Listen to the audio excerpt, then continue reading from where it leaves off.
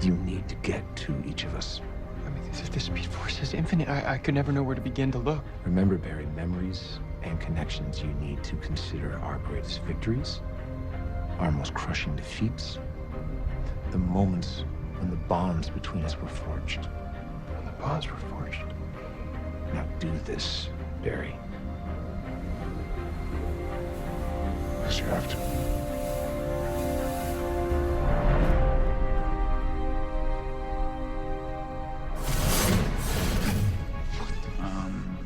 Hello? What the hell is this? I'm asking myself the same question. Literally. No, this can't be happening. What are you doing here? Well, I'll tell you that when you tell me where here is. Is this cosplay? Oh, do you want a selfie, bro? No, I'm sorry. We're not. No, I'm also the Flash. You're also the what? The Flash? The Flash? The Flash? It's complicated. I like your outfit. It seems Thinking comfy. yours is pretty cool. Smooth. Seems safe and breathable. Found Barry Allen. No! What does that mean? How can this... this should be impossible now. It's gonna be impossible now? You don't know about the... Oh my God, don't do this to me. I don't know about the what. You okay?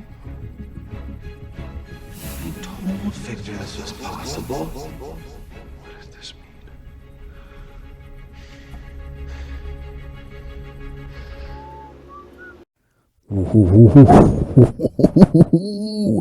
I know y'all just saw that, right? I know y'all just saw that. Tell me your geekdom didn't come out. Anyways, what's going on, everybody?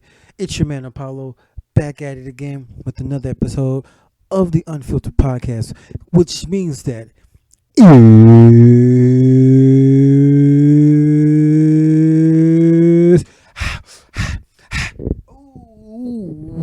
it is time.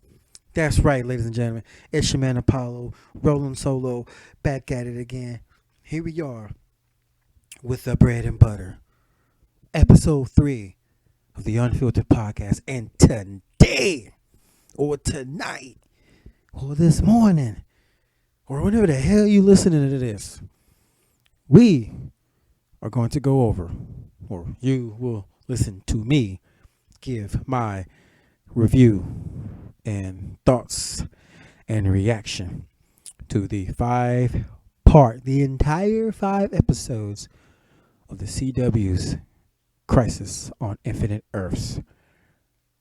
Man, oh man. I will not be reviewing this like episode by episode. I'm just going to give my thoughts on like the big moments and, the ones I remember. I just finished watching the last 2 episodes they released a couple of days ago, which I didn't even know were releasing in the middle of the month. Thought they weren't coming until the end of the month. But, screw me right, whatever. But before we continue, guys, please, thank you guys for listening. But I would really appreciate if you guys would like the video. If you're new here and you're listening to my content, please subscribe, as I am a young but admirably growing YouTube channel. Share with your friends, your family, your loved ones, your homies, the partners, your associates, anyone. Thank you guys for coming through. So shout out to everyone that's coming through and listening to this video. Big ups to y'all. I couldn't do this without you guys, even though it's not that many of y'all yet. Still, y'all make me want to do this more. Y'all give me the drive and the desire to want to do this more. So, thank you to y'all. Yeah, man.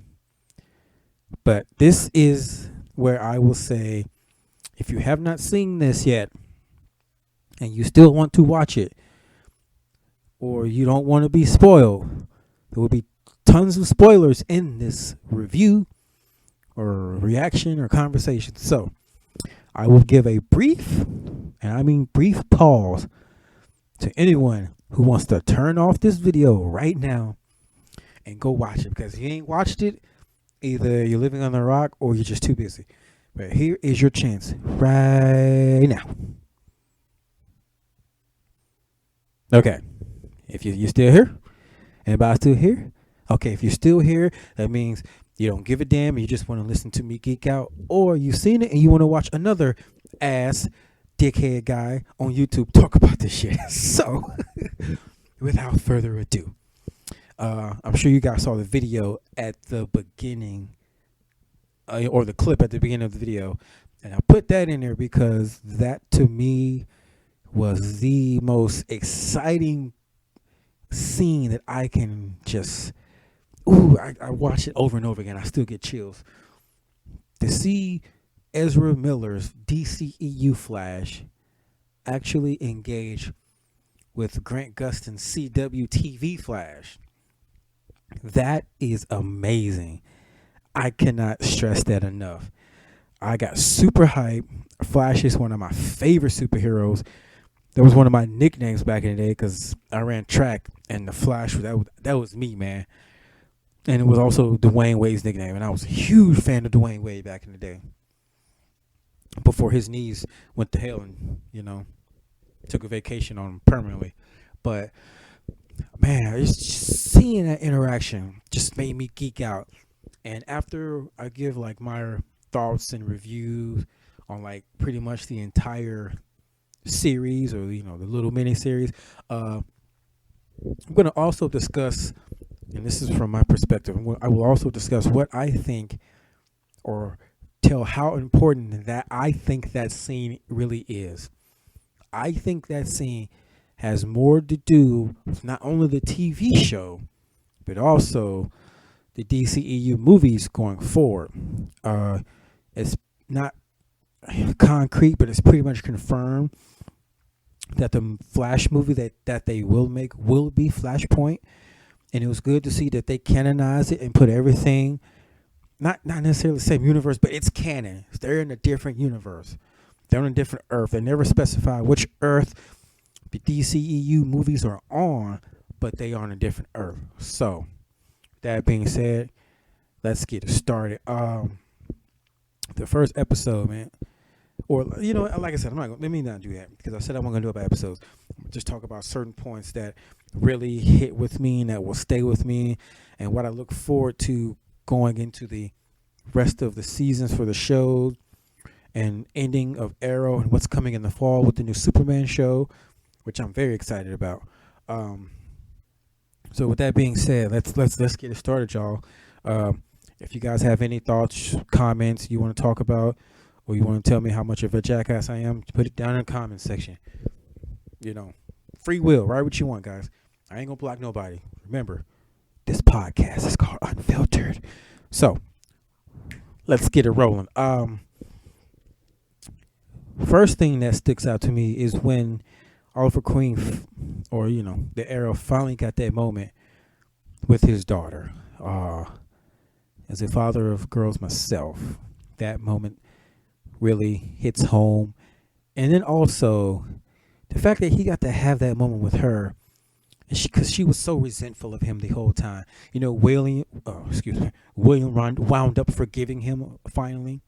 He kind of just, as he got older, understood, but she never did, because she was so young when he left. And let me just say, we even seen Felicity yet? Not just on the cross. We haven't seen her in the show this entire season. I'm going to look up the news on that. I wonder if because she's even contracted to be on the show. Like, we haven't seen any bit of her. I'm going to have to look for that. But anyways, him having that moment, and then them finally connecting, and then Lila being picked as Harbinger, which that outfit, man, it just suits her. That role, that lady playing Audrey Marie Anderson, playing that character, it just seemed like it just fits, and it was just amazing to see. But to see them have that moment, and then she show up, and then the red skies show up, and you're just like, oh man, it's about to go down. And I like how they just go right into it, because it's coming, and they go right into it.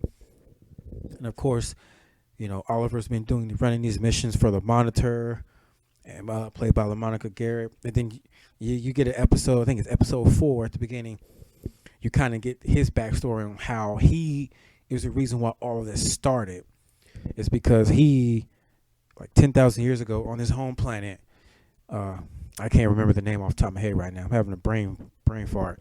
But I heard one guy say that planet is the planet where it is the birthplace of one of the guardians of the Green Lantern. So that's pretty cool.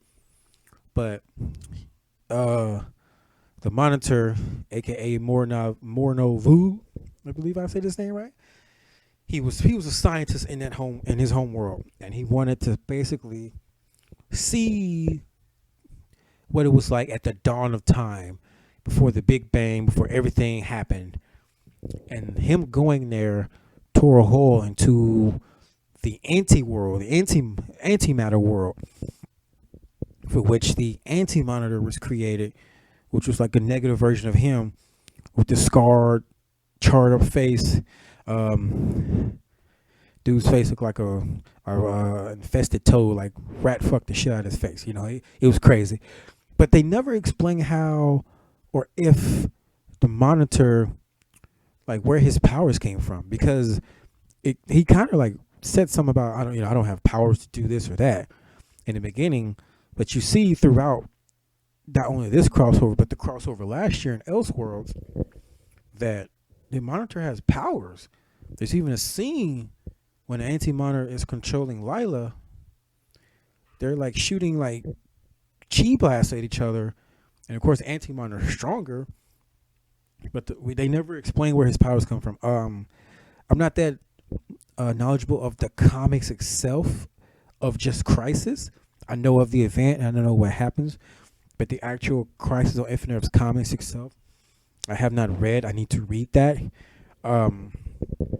Also, I don't know much about who the Monitor is except for what the TV show has told me, and from what I've researched about him online, and then through video. So, if there's anybody that's watching there really knows an in-depth background about the Monitor or the Anti-Monitor, please, by all means, feel free to comment how stupid I am about this in the comment section. I really appreciate that. But yeah, him going back to the dawn of time, basically he's the reason why all this happened, and that this event has been building for 10,000 years. That's a long damn time, man. 10,000 years, which is crazy to think about. And they also never explain how the Anti-Monitor gets the shadow demons, And just to get off topic a little bit, I always wonder, like, we got this Monitor, we got the Anti-Monitor, this Anti-Matter stuff. We saw a cameo with the guy that plays Lucifer. So we know Lucifer, Morningstar, the devil himself, exists. And he's a being beyond space and time. So this doesn't really matter to him, which means there's a God. My thing is, one, since there's an infinite number of Earths, did God create an infinite number of, if you believe in this, did he create an infinite number of Jesus? Just a crazy question. Ponder that. And two, if this is true, and let's say the Anti-Monitor was to win and wipe out the entire universe and create an antimatter universe, do you think that someone with the power of, let's say, Lucifer or God, it's the presence of God itself, do you think that they would step in and intervene, or just let it happen, even though they exist outside of our space and time? I just wonder that when I saw Lucifer, like, it's just like it didn't even affect him. Like, he doesn't, like, you think he would have a bigger part, as powerful as he is, but he didn't. But it was cool to see his cameo. Now they canonized his show, for which they say his show apparently happens after Crisis, which I like how they like pre-planned that, but whatever. Hold on, guys. I got a text message. Give me just a second. I do apologize. Hold on. I'm going to multitask. But, I just wonder, like, do you think that it's possible that like God will interfere, like, despite the power of the anti-monitor, God is like, you you will not do this. I'm an all powerful being, the creator of all. The hell you are going to do all this, you know? But that being said, I there was just a little something I pondered and wondered about. Um, moving on to the next thing. We find out that Oliver Queen gets chosen to become the Spectre, which is pretty much, from what I've gathered, is the holy hitman of God. When shit hits the fan, God sends in the Spectre, in the superhero sense, not in the literal biblical sense of anything like that. And just a superhero sense, Oliver Queen is now the Spectre, the overseer, guardian of the Arrowverse, which makes sense. He's the show that started it. And think to see where that show came from in season like 1 to now, and how grounded in just real life it was in season 1 to now. It's like all cosmic and comic booky, which I don't mind. But to see how that show just evolved, it's crazy, man. It's amazing. I wish personally that Arrow would go at least another 2 seasons. But I mean, I'll admit, like season 6 and 7 were kind of dry, especially 6. After that Prometheus season, the stuff with Diaz and what was that group called? Something Dragons. It was kind of dry, and we really don't have an enemy for 8, because everything about Arrow for season 8 was building Oliver to do work for the Monitor and then just go on to his next mission in life, and that's pretty much be the guardian overseer of the Arrowverse. But yeah, just to see how the show has evolved really amazes me, and Arrow will always be special. I like the character Arrow. I like that it's based on pretty much Christopher Nolan's Batman, and they've really gave Green Arrow an edge, because if you look at Green Arrow historically in like comics or hell even in video games, he's a much more lighthearted character. But in this, he's real dark. I mean, he's just battered, beat up, man. He's been through just the shit. And he's just a much grittier guy. And I don't mind that. And it doesn't matter, too, because Arrow and Batman are kind of one and the same. They're kind of close. I mean, Old Man Oliver is bitter like that. If you guys have ever seen The Dark Knight Returns, based on that, with the Frank Miller comic, the Arrow, he's like old and beat up in that. He's missing an arm. But he's an old man, and he's been through much more shit. The younger Arrow on like the Justice League cartoons or the Injustice games, it's very lighthearted. He's nowhere near like this Oliver Queen Arrow. This Oliver Queen Arrow is just dark, man. Hold on, guys. Sorry about that.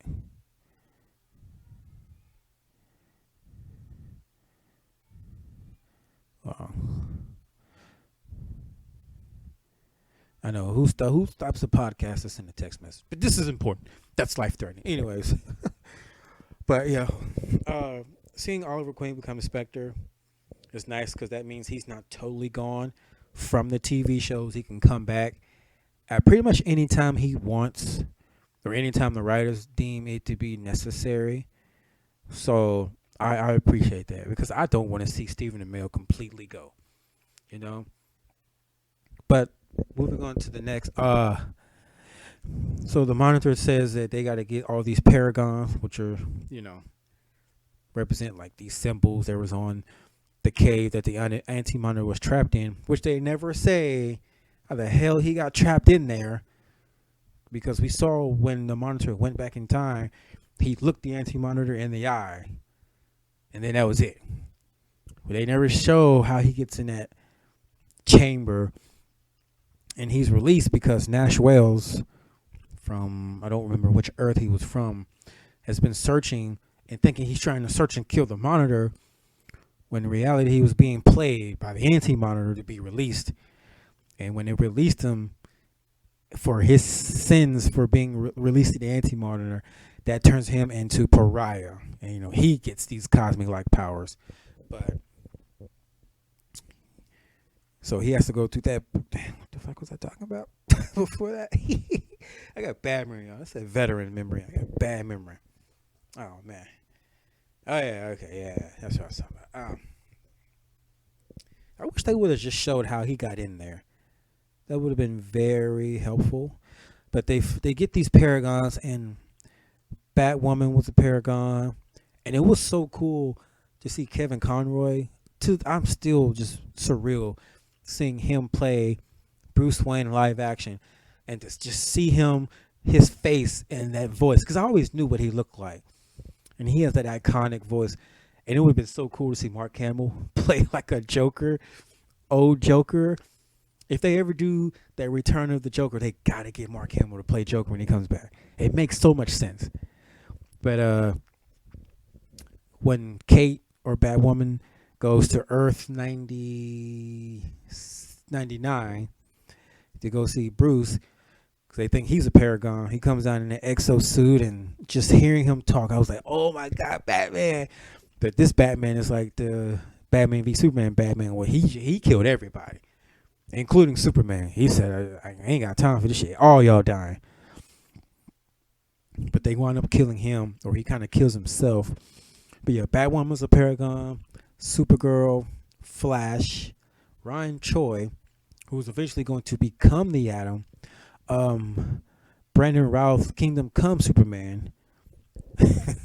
It was so cool to see him reprise that role, because I don't think they did him justice with Superman Returns. Or hell, they could have used Superman Returns to build on the DCEU, because when Superman it came out a year or two after the first Nolan Batman Begins, so that would have been cool to see them interact, But hey, moving on. So we had Kingdom Come Superman, and then we also had Sarah Lance, and then I think it was Martian Manhunter. So yeah, those 7. But let me get back to Kingdom Come Superman. Man, to see Brendan Routh, he just looks that part now. And then he got jacked for this, man. He looked every bit of Superman. Nothing against Tyler Hoechlin, who I think is a great looking Superman. But that presence of Brandon Routh, you just look at him, you're just like, that's Superman. Tall, muscular, just dude, but you just feel hope. And Tyler Hoechlin he's that lighthearted. He's a little bit more lighthearted, but I don't know, and I don't think it's a bad casting. Again, I like Tyler Hoechlin, and I'm gonna watch every episode of that show. But man, just Brandon Routh, just to see him come A1 in full circle with that just means a lot. It's crazy. But anyways, they find the Paragons, and they got to bring the Paragons together and try to stop the Anti-Monitor. But he winds up pretty much wiping out everything. Everyone, everything. And everybody's that's left alive is brought to the Wave Rider. And that's where the Anti-Monitor comes and kills the Monitor, which was some crazy shit. He killed him like it wasn't nothing. And the Monitor just gave up. He just got on his knees, was like, yep, it's over. Take me. While the Anti-Monitor is possessing Lila, or one of his shadow demons that he can just manifest, I guess, who die from just being touched. I guess because the shadow demon's in a physical form and not a spiritual. Oh, I don't know how this works, but I didn't care. I didn't mind it. It was cool. Cool to watch. I'm sitting there geeking out like hell. So before all this happens, Pariah, before they're all wiped out on the Wave Rider. Speaking of, I was waiting for Captain Rick. What was that guy's name? The guy that was the first captain of the Wave Rider. God, what was his name? Oh shit. He's a British guy. I can't remember his name right now. I was hoping he would have came back and made a cameo. Because remember, he said in the first season of Legends, he's like, I've seen men of steel die and dark nights fall. I'm like, you think with him being a future time cop or whatever, that he would know about the crisis, or the fact that he's from the future, way in the future, that should tell you that we won the crisis, you know? And the thing with Vandal Savage, where the fuck was he at? I know, you got they work on like contracts and stuff, but like just the characters in general, where was, God dang it, I can't remember his name right now. Let me look it up for y'all, because I gotta know. But yeah, like where was Vandal Savage at? I just wonder, like, was he just like chilling somewhere, like, because he can't die technically. But the fact that he is still even matter, could he die, Like, I don't know. And then, like, we missing, like, half the other. Rip Hunter. That was his name. Captain Rip Hunter. I don't know where Rip was, but, yeah. Anyways, moving on. So before the antimatter wave can get wiped out by the anti-monitor, Pariah sends 7 paragons to the vanishing point. There's a point outside of time. If you guys remember at the end of season 1 of Legends, if you watched that show, the vanishing point was kind of blown up by Leonard Snart. He kind of sacrificed himself. Or there's no kind of, he did sacrifice himself. But that character that played Leonard Snart came back and did some voice work. Usually Gideon is the AI for the Wave Rider, but in this one of the alternate worlds, it was Leonard Snart. So it was his voice that was Gideon. And that was very refreshing to hear. But they get sent to the vanishing point, and then you see Kingdom Come Superman like drop. He's like, oh, something's wrong. I'm like, oh shit, Anti-Monitor got there and killed. He's about to kill Superman.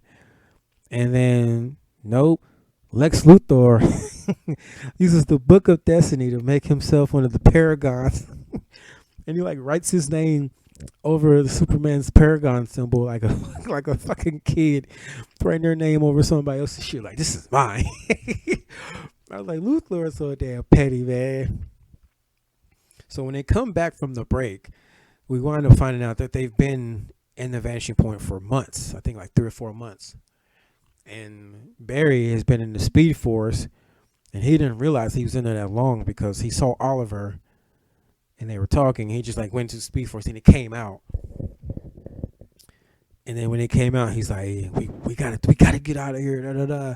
They're like, there's no way out. But Oliver says, I can put you guys in the Speed Force to keep you safe, but you gotta have to go find everybody and bring them out and meet me at the dawn of time. And he does that, but while he's doing that, that's where he he sees Laurel and Dig over Sarah's body, and he just sees other people, and he's like, oh my God, you guys aren't really here. You guys don't exist. This isn't real. Everybody's looking at Barry like, what the fuck you talking about? I'm right here. But this is also where he meets the DCEU Flash, but I will talk more in depth about that at the end. But moving on, of course, everybody gets to the dawn of time. He gets the Paragons, and in this scene where they're fighting the Shadow Demons, I'm like, Ryan Choi knows how to fight. Not to be racist, but I mean, the dude's Asian, but he just knows how to fight. You're just gonna tell me that Ryan Choi, just straight up, he was whooping some of their asses. Now you could tell like he was a stunt actor, but still, the idea that does he need the Atom suit? Just give him a fucking karate gi and call it a day and say, go kick some ass, Ryan. But they do all that, and then Oliver and the Anti-Monitor get into a battle. Then Oliver, air quotes, kills the Anti-Monitor and resets the universe. And and remember that line at the end of S World, some worlds will live, some worlds will die, but nothing will be the same. Well, they stuck to that. Supergirl and Black Lightning's Earth. By the way, Black Lightning came right before the antimatter wave hit the no, he got wiped out by that when it came to the Wave Rider, because Freeland was just getting wiped out while some shit was going down with his daughter. Boom, they're wiped out.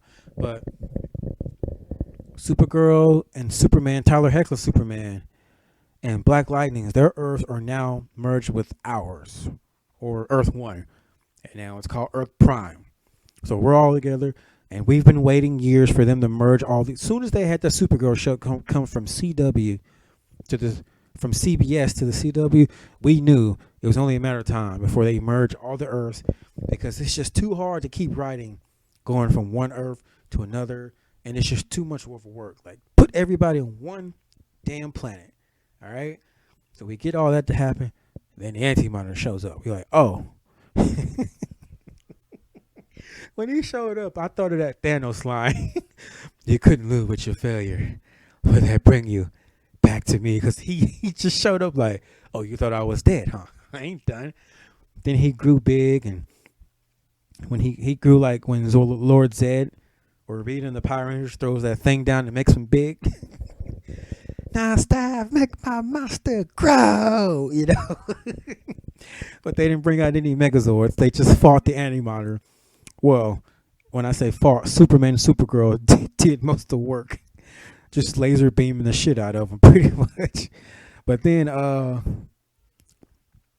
Ray Palmer, Brandon Routh's character, that Adam and Ryan Choi, come up with this technology to basically hit the Anti-Monitor and take him into the air quote microverse, because, you know, Marvel has the quantum realm, DC has the microverse. I feel like microverse makes more sense because, you know, it's micro and small, but quantum realm sounds cool. Whatever, you put quantum realm in front of everything, you sound like you're a physicist. Anyways, the idea of this was, once it makes contact with the Anti-Monitor, because they don't think they could actually just kill him or even contain him or stop him, they have to find a way to get rid of him. Rid of him. The idea was, once it touched his body, he would continually just shrink and shrink and shrink. He will continuously shrink forever to a very just continuously for the rest of his life, shrinking down more and more into the microverse.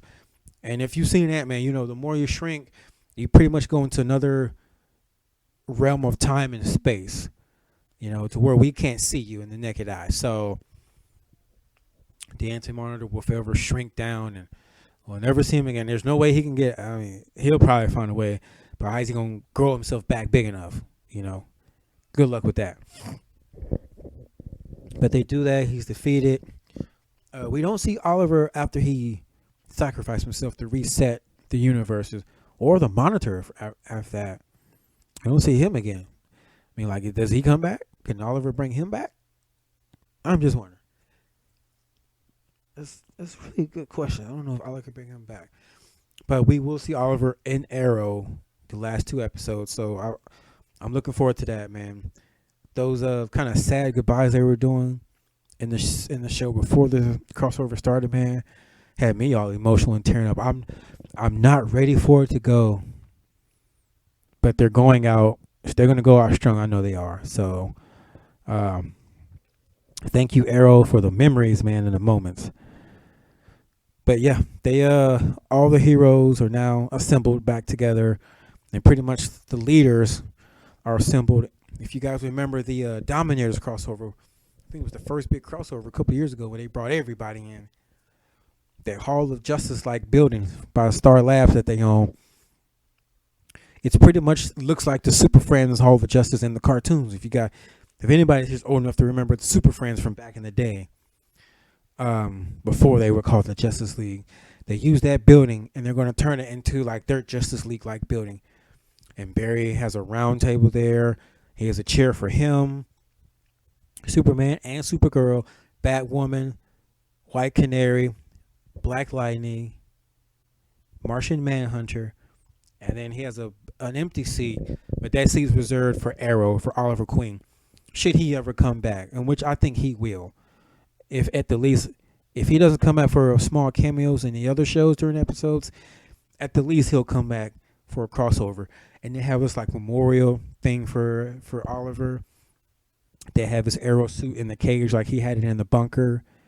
And, you know, Supergirl used her X-ray vision to light this flame that will forever light in honor of him. And I thought that was just very emotional.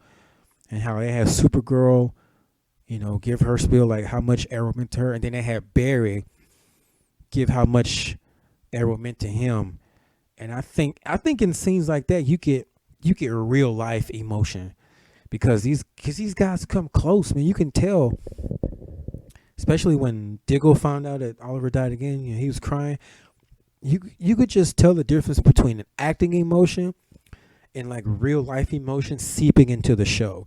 And I feel like at this time, this is what was happening. Real life emotion was seeping deep into the show. And you could just see it in Barry. And Barry was like, thanks for believing in me. And now Barry is, pun definitely intended, the front runner for the entire Arrowverse. So I don't know. Maybe we should call it the Flashverse now. My thing was, I was thinking, since everybody's on the same Earth, shouldn't technically Superman be the leader? But they say Supergirl is stronger than him by a little bit. I don't know. I mean, it's hard. It's hard for us to even measure their powers. But who knows? But they all sit at the table. You know, they have that moment to get those laughing shots and all that, and then you hear like this animal escape from a cage and. It's the little monkey Gleek. At first, I was like, who the fuck is it? What the hell's a Gleek? Then I was like, oh, that little purple or that little monkey guy from the Super Friends with the Wonder Twins. I'm like, so if you're going to bring the monkey in, I'm thinking they better bring in these damn Wonder Twins. Wonder Twin powers activate. Form of shark. You know, something I would love to see that. Probably too much CGI needed. I don't know how much of a budget CW really has from DC and Warner Brothers, but if you're going to have Gleek running around and he's going to be a regular, you better damn well bring them damn Wonder Twins. I would love to see them. But it's pretty much the crossover there. You know, somebody's like, well, what about the fight with Bebo? I mean, they fought Bebo and they won. You know, I'm sure there are other things people are like, well, you didn't talk about these. Look, I'm only talking about stuff that stood out to me and meant the most to me. But to the main event of this podcast, this episode, Ezra Miller, the DCEU Flash, meets CW Grant Gustin TV Flash. Wow. That episode was just that episode, man. Not that episode, but that moment between them was just surreal. And I think that little scene means more than what they're leading on to be. Like at first when you see that, you're probably thinking like, man, that's just a cool scene. And now we know that the movies are now canonized with the Arrowverse TV shows, and you know they're not being the same Earth universe, but you know they're canon. Same with the 2012 Green Lantern movie, which apparently is getting a new show on HBO in a couple of years, which is going to be cool. I can't wait for that. I don't watch the Titans TV show. I heard it was trash. I don't watch the other shows. And they had old cameos come back. They had the guy from Smallville. I didn't watch Smallville. I am not going to watch 10 seasons of Superman growing up, going through his Teen Wolf years, to only be Superman for 5 minutes of the damn show at the end of the series. Hell no. But it was cool to see Tom Wellington come back, swole as shit now too. They're chopping wood. But what I think that this Flash versus Flash scene means is, like I said earlier, it's not concrete or confirmed, but it's pretty much going to happen that the Flash movie will be Flashpoint, the Flashpoint story. If anybody's not familiar with that, they kind of did that on the Flash TV show a couple of seasons back. Actually, I think it was season 3 or 4, where Barry goes back in time, and on the TV show, you know, he stopped the Reverse Flash from killing his mom. So when he came back in time, his mom was alive and his dad wasn't in jail, but he didn't have his powers. He wasn't married to Iris. He didn't have Team Flash, all of that. So he has to go back in time, allow his mom to be killed, and then when he comes back again, everything is different. Iris is not in love with him. He has Team Flash, but him and Cisco aren't the best of friends. You know, things you changed the timeline twice. So that's kind of what Flashpoint is. They made an animated movie too, where the Flash does that. Then he comes back, and instead of Bruce Wayne being Batman, Thomas Wayne, his dad, is Batman, and he dropping bodies everywhere. It's like it's real dark. I love it. Things change, but then he has to go back in time, fix whatever he changed, and then has to come back. But still, things will change, and I think that is a good segue, especially since now Robert Pattinson, Team Edward, is going to be playing Batman. Maybe that's a way for them to say, hey, we used the Flashpoint movie to kind of reset some of the actors. Jason Momoa is pretty much confirmed as Aquaman going forward, as well as Gal Gadot as Wonder Woman, which means Ezra Miller is going to be Flash going forward.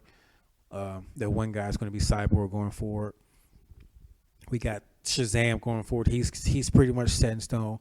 The only two up in the air are the two big dogs, Batman and Superman. Now we know Henry Cavill is doing his Witcher thing, and now that's just like skyrocketed, and that's very successful on Netflix. And season 2 is going to come. So, and they had no plans of a Superman movie anytime in the near future, which I think is stupid. Like Man of Steel came out in 2013. It's 2020. How the hell do you not give one of your big stars a sequel? That's like saying you made Captain America, but then you don't make Winter Soldier. And Superman's Rogues Gallery they could have did anybody. They could have did Metallo. I feel like Brainiac is a entire Justice League worth type of villain because of the firepower he brings with him. But he's a Superman villain. They could have did that. Little wizard guy, Mr. Mizpix, whatever. I mean, they could have did a ton of people. They could have did Lobo. Or they could have had him not snap General Zod's neck in the freaking pieces and shit. But to not have a sequel to Man of Steel by now, or even in the works, I think is a crime. So Batman is up in here, Superman is up in here. I think the Flashpoint movie is a perfect way, and it's going to erase Suicide Squad. I mean, we got another Suicide Squad coming out, and it's going to be directed by James Gunn, the guy who directed Guardians of the Galaxy, because the first Suicide Squad was a cheap, great value ripoff of Guardians of the Galaxy. They spent a lot of their budget trying to play songs and music, and the movie was all Margot Robbie and Will Smith. So that was the first one. So they're making a second one.